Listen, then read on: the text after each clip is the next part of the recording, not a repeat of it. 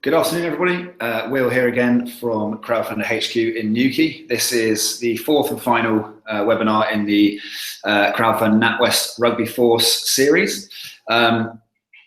Today we're just having effectively a quick Q&A session. So this is your opportunity to ask any questions you might have about crowdfunding, about the campaign, about anything at all to do with your project or to do with this campaign. So there's a couple of ways you can ask. Feel free to ask a question directly in the YouTube comment section. I'll try and answer those. Or if not, shoot an email over to me, Will at Crowdfunder. I'm keeping an eye on those myself here and I can answer any of those. Be online for about the next 10, 15 minutes, as long as it takes to answer as many of your questions as possible. To get started, we've had a few come in over the last few days, so I'll start with some of those. Hopefully these are questions that I get asked quite a lot, so hopefully if you are thinking of a few questions, one of them might be answered here. So to start with, a lot of people have been asking along the lines of, when do I need my project to be live? Will you be putting me live, or will I put my project live myself? And how long should I run the project for? All those sorts of questions. So when you need to be live, as I've been saying in some of my emails over the last week or so, ideally you'd be live by the end of this week, or really within the next couple of weeks maximum. That gives you plenty of time to run a 4-week project. We'd always recommend running your project for 4 weeks. Any longer, and it can get a little bit stagnant and be quite hard work to pick up the momentum again. I don't know if you remember, but there was that inverted U on a graph that we looked at earlier on in one of the previous webinars. You'll have a good peak at the start of your project and a good peak at the end of your project with regards to page visits and pledging. There's always a bit of a trough in the middle, so keep your projects nice and short, and you shorten that period of time where it's a bit stagnant, and like I say, it can be pretty hard work to get the momentum going again. So 28 days is a good amount of time, long enough for you to raise the money you need, but not too long that it gets pretty tiring and kind of runs out of steam. So get your project live in the next couple of weeks, so preferably by the end of next week at the very latest. Run it for 28 days. That then gives you 2 weeks come the end of your project to be able to collect all the funds that you've raised, and obviously get all the money you need and put everything in place to then be able to run your NatWest RugbyForce project on the weekend, which is the last weekend in June. Will you be putting my project live for me? So no. You can put your project live yourself whenever you're ready. So there are 1 or 2 that have already started going live, which is great. As soon as you're ready, start putting your project live. You can put it on there. Feel free to get in touch with me to ask for any feedback about it. We'll be keeping an eye on them ourselves, and we'll be handing out some sort of direct personal feedback over the next few days. But yeah, as soon as you're ready, as soon as you've got everything in place, get your project live and get promoting it and get started. Next, we've had quite a lot of people asking about the video. A lot of crowdfunding projects have videos, and people have been asking, do I really need a video? How important is the video for my project? Now, it's not essential. These are generally smaller projects for your local rugby clubs. You don't necessarily have to have a video. However, it is a really good way to engage people. People are much happier to watch a minute-long video than they are to sit and read a description on a project page.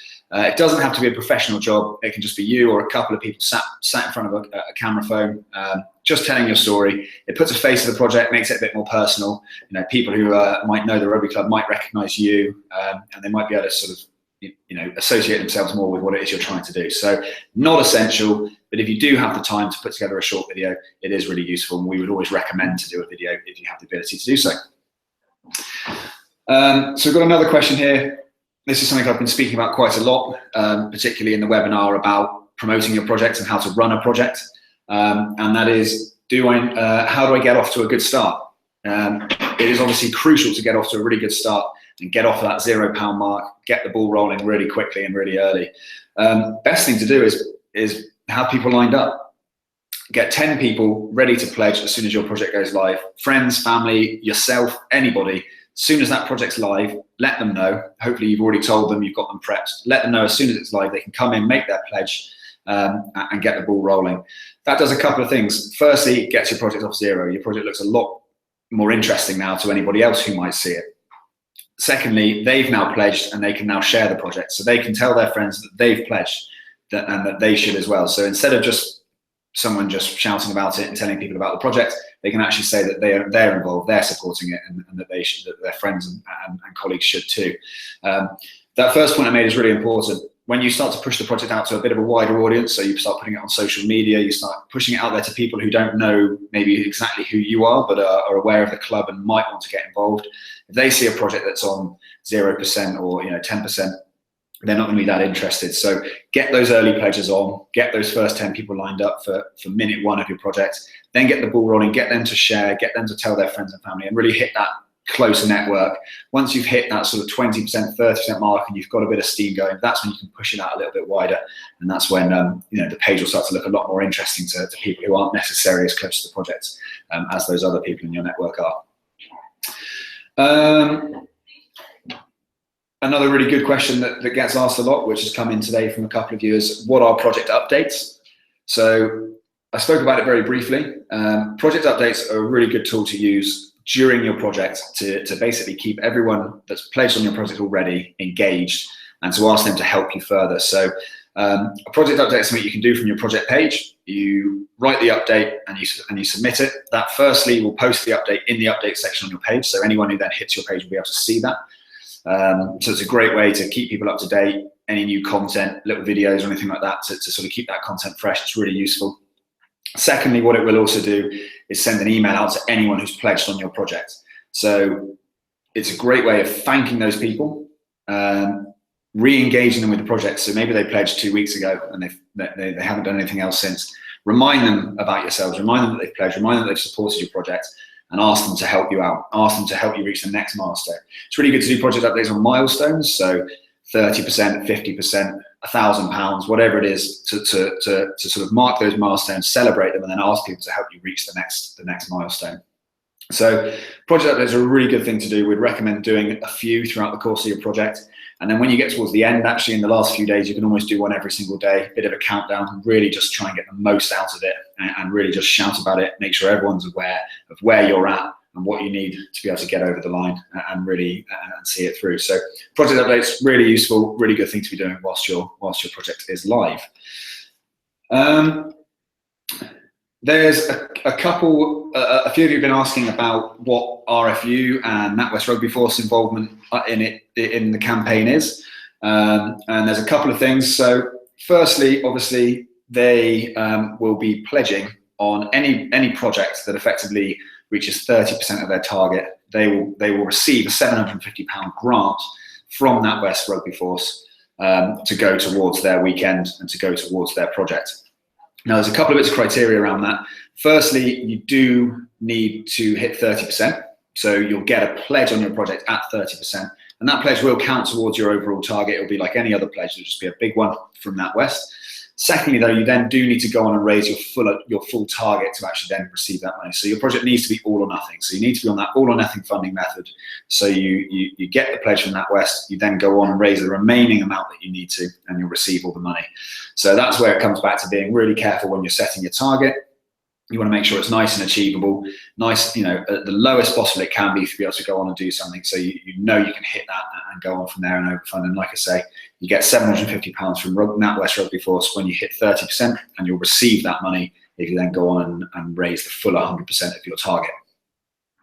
And the other question about that has been people have been hearing that the RFU and NatWest are going to be paying for the fees. Obviously, some of you have probably noticed that there are fees associated with crowdfunding. We usually charge 5% plus VAT, and then there's a small fee per transaction from PayPal and from Stripe, the payment providers. RFU and NatWest will be covering all of those fees, so they'll be reimbursed to you. They'll be automatically charged at the time your project closes and when you receive all the money, but they will be reimbursed to you much in the same way that £750 grant will be paid out to you from NatWest and from the RFU. So yes, fees, crowdfunding fees, payment provider fees, they're being covered as well. And there's another question here, which is coming from a few of you, and in general, it's a really commonly asked question in crowdfunding. So it's going to be useful for me to try and answer that is, what happens at the end of my project? How do I get the money? When will I get the money? And how does that all work? So when your project's live, you won't be receiving any of the money. You'll just be getting pledged on. So people will be pledging on your project. No money goes until your project is closed. So like I said before, your projects need to be all or nothing. So effectively, those pledges don't count for anything until you hit that target. Once you've hit 100% and your project closes successfully, that's when all the funds will start to be processed. So Whenever it is that your project is going to close, the day it closes, payments will start to be processed, and they will go into either your PayPal account or your Stripe account, whichever one of those, or both if you've used both, whichever one the backer chose to pledge by. They will be landing in that account almost immediately, and then usually within about 7 days, those funds become available to be transferred into your bank account, and obviously you can then use them. So Stripe will automatically transfer the money in after 7 days. PayPal, you can go in, and once the funds have cleared, you can then actually withdraw it yourself into your bank account. Like I said, you'll be getting, if you hit that 30% mark, you'll be getting a £750 pledge from the RFU and from NatWest. And once you've then gone on and raised your full amount, you've become a successful project, you'll also receive that as a payment as well. The fees will be applied, so automatically 5% plus VAT plus the payment provider fees, so PayPal or Stripe fees do get applied to the pledges as you receive them. And like I said, that's going to be reimbursed to you as part of this campaign by the RFU and NatWest. So that's why it's really important to get your projects live sooner rather than later. Like I say, you want to be able to run them for 4 weeks. You then need at least a week, but preferably a bit more, to make sure you've cleared all those funds and you've got them all in, ready to go ahead and actually spend the money on the weekend. Another thing to be aware of is some pledge payments do fail. So at the time of pledging, obviously no money's taken, and then when it comes to actually processing that payment, something may have changed. The card expired or some insufficient funds, whatever it is. There are a number of reasons, but sometimes a payment will fail. So it's always something to be aware of. That's why it's good to have that bit of time from when your project closes to when you need the money, just so all those loose ends can be mopped up. We have a process in place here at Crowdfund for getting people to reinstate those pledges, so you don't need to worry about that. But it is just something to be aware of, and obviously can take a little longer for you to receive all of the funds that you've raised. And then really that's the main questions that we've had. So feel free at any point to send me any more questions that you've got. will@crowdfunder.co.uk. I'm happy to answer those. Like I said, we will be looking at your projects over the next few days and trying to hand out a bit of feedback to all of you as well. But by all means, give us a quick nudge if you want a little bit of feedback before putting your project live. I know there are a few people that still haven't actually started adding their project yet. Not to worry, but please do that as soon as you can. Obviously, it's really important now. Got a bit of a time constraint of about 2 weeks to get your project added to the website, get it live, get it funding, so you can get it all closed up in time to be able to then have the money by the last weekend in June to actually be able to carry out your project. So I'll be sending out an email again tomorrow, as per usual. You'll be able to watch this stream back, and hopefully those questions that other people have been asking, and some are just generally commonly asked questions about crowdfunding, hopefully that's ticked a lot of the boxes for you. If not, pop me an email at any point, ask me anything else. Really looking forward to seeing your projects live. Hopefully you've enjoyed these webinars and found them useful. The 3 PDF packs are still available to download from the schedule. They're really useful. Hopefully you've read all of them, and hopefully you're all going to go on and have some good successful crowdfunding projects, and again, hopefully go on and use crowdfunding again in the future for your rugby clubs as well. So any questions, let me know, and look forward to seeing your projects live. Thanks very much.